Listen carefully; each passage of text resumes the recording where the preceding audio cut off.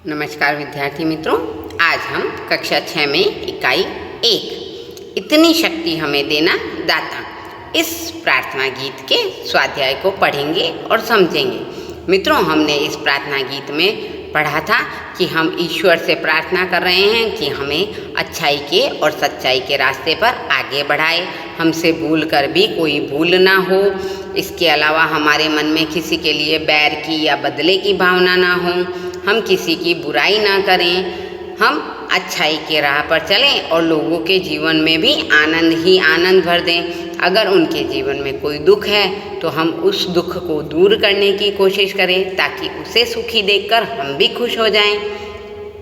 तो अब हम इसके स्वाध्याय को पढ़ेंगे और समझेंगे। प्रश्न 1 है, हमें कैसे रास्ते पर चलना चाहिए और क्यों? तो हमें नेकी यानी अच्छाई के रास्ते पर चलना चाहिए, क्योंकि इसी से जीवन में सुख शांति मिलती है। दूसरा प्रश्न है, आने वाला कल कैसा होगा? तो आने वाला कल बीते हुए कल से अच्छा होगा, यानी जो बीत चुका है हमें उसे ध्यान में नहीं रखना है। हमें आने वाले कल में जितनी खुशियाँ बढ़ सकें लोगों के जीवन में, इसी बात को ध्यान में रखकर आगे बढ़ते रहना है। तीसरा प्रश्न है, हम ईश्वर से कैसी ज़िंदगी की कामना करते हैं? तो हम ईश्वर से प्रार्थना करते हैं कि जितनी भी हमें ज़िंदगी दे पर वह भली हो यानी अच्छी हो, किसी के बैर या किसी के बदले की भावना से भरी हुई न हो। चौथा प्रश्न है, हमारे मन में कैसी भावना नहीं होनी चाहिए?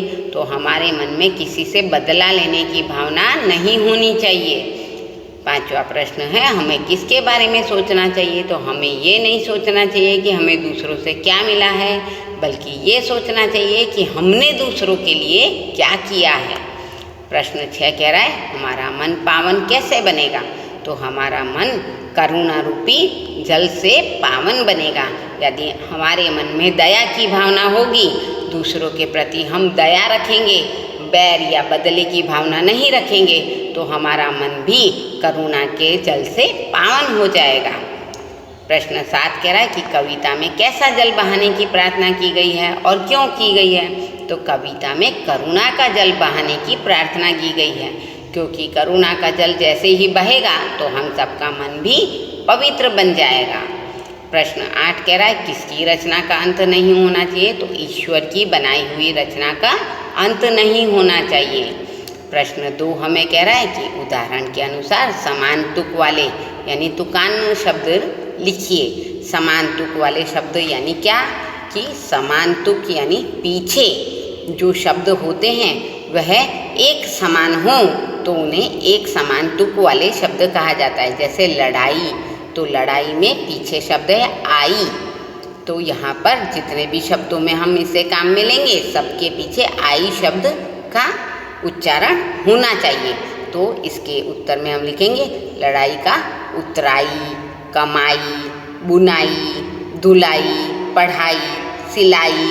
तो इन सभी में आई शब्द का उच्चारण तुकांत रूप में किया गया है। ऐसे ही है लताएं, तो लताएं में होगा कथाएं, प्रथाएं, व्यथाएं। सुंदरता, मानवता, सफलता, श्रेष्ठता। ग्वालिन, मालिन, तेलिन, दर्जिन। लिखावट, बनावट, सजावट, रुकावट। सुनकर, तो लिखकर, पढ़कर और कहकर। चिड़िया, तो गुड़िया, बुढ़िया और चूड़ियाँ। तो इस प्रकार हमने समान तुक वाले शब्दों को लिख दिया है। अगला प्रश्न हमें कह रहा है कि यहाँ पर एक चित्र दिया गया है, हमें इस चित्र का वर्णन करना है। देखिए, बड़ा ही सुंदर दृश्य दिखाई दे रहा है। सूर्य उदय हुआ है, कुछ लोग नदी में तैर रहे हैं, नाव चल रही है, बच्चे पानी में गेंद से भी खेल रहे हैं, कुछ बच्चे पानी में तैर रहे हैं, कुछ बच्चे नाव का मजा ले रहे हैं। समुद्र के किनारे गुब्बारे वाला गुब्बारे बेच रहा है, कुछ लोग तंबू लगाकर बैठे हुए हैं। आइसक्रीम की और ठेलों पर भीड़ लगी हुई है, कुछ बच्चे पतंग उड़ा रहे हैं, कुछ रेत के मकान बना रहे हैं और कुछ उनकी मदद कर रहे हैं। तो इस प्रकार इस चित्र का अब हम वर्णन अपने शब्दों में लिखेंगे, जो कि इस प्रकार से है। कि इस चित्र में समुद्र तट का दृश्य दिखाई दिया है। दूर समुद्र में एक नाव है जिसके पाल पर ध्वजा फहरा रही है। ध्वजा यानी झंडा। दो व्यक्ति नौका विहार कर रहे हैं। एक लड़का तैर रहा है, एक लड़का गेंद से खेल रहा है। उसके पास में एक महिला खड़ी हुई है। तट पर एक लड़का पतंग उड़ा रहा है। एक लड़की हाथ में थैली लिए घूम रही है। दो लड़के रेत से घरौंदे यानी घर बना रहे हैं। एक गुब्बारे वाला खड़ा है और एक लड़की मुंह से फूंक कर गुब्बारे में हवा भर रही है। आइसक्रीम वाला गाड़ी लेकर खड़ा हुआ है। एक महिला उससे आइसक्रीम खरीद रही है। उसके साथ में ही उसका बच्चा भी खड़ा हुआ है। बाईं तरफ कोने में छतरी के नीचे मेज कुर्सी लगाए दो व्यक्ति बैठे हुए हैं और साथ ही इसमें नारियल के दो पेड़ भी दिखाई दे रहे हैं। तो इस तरह हमने इस समुद्र तट के दृश्य का वर्णन लिख दिया है। अगला प्रश्न हमें कह रहा है कि निम्नलिखित परिच्छेद का मातृभाषा में अनुवाद कीजिए। तो यहाँ पर हम इस परिच्छेद को पढ़ेंगे और इसका मातृभाषा में अनुवाद है कि एक चिड़िया पेड़ पर रहती थी। उसका घोंसला पेड़ पर था। घोंसले में उसके 3 बच्चे थे। वह अपने बच्चों के साथ रहती थी। एक दिन एक शिकारी वहाँ आया। वह चिड़िया को मारना चाहता था। चिड़िया ने बच्चों को घोंसले में सिर नीचा कर बैठने को कहा। अब वह खुद वहाँ से उड़ गई और पत्तों में छिपकर बैठ गई। शिकारी चिड़िया को न देखकर वहाँ से चला गया। अब हम इस परिच्छेद का मातृभाषा में अनुवाद करेंगे। तो आप अंग्रेजी मीडियम में पढ़ते हैं, इसलिए इसका अनुवाद हम अंग्रेजी में लिखेंगे। मित्रों, अब हम परिच्छेद का अनुवाद कर रहे हैं। इस अनुवाद में हम इसे मातृभाषा यानी अंग्रेजी में लिख रहे हैं, जो कि कुछ इस प्रकार से है। अ sparrow lived on a tree. Its nest was on a tree. She had 3 chicks in the nest. She lived with her chicks. One day, a hunter came there. He wanted to kill Sparrow. Sparrow asked the chicks to sit in the nest with their heads down. She flew away by herself and hid in the leaves.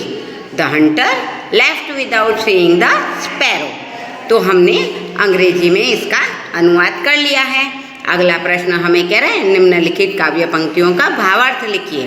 पहला है बैर होना किसी का किसी से, भावना मन में बदले की होना।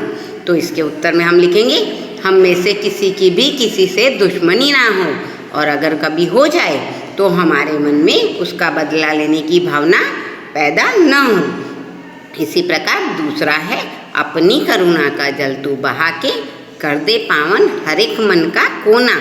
यानी इसके उत्तर में हम इसका अर्थ लिखेंगे हे ईश्वर, तू अपनी करुणा का जल बहाकर हम सबके मन का हर कोना पवित्र कर दे। तो मित्रों, आज हमने इकाई 1 इतनी शक्ति हमें देना दाता इस पाठ के अभ्यासक्रम को किया, पढ़ा और समझा। धन्यवाद।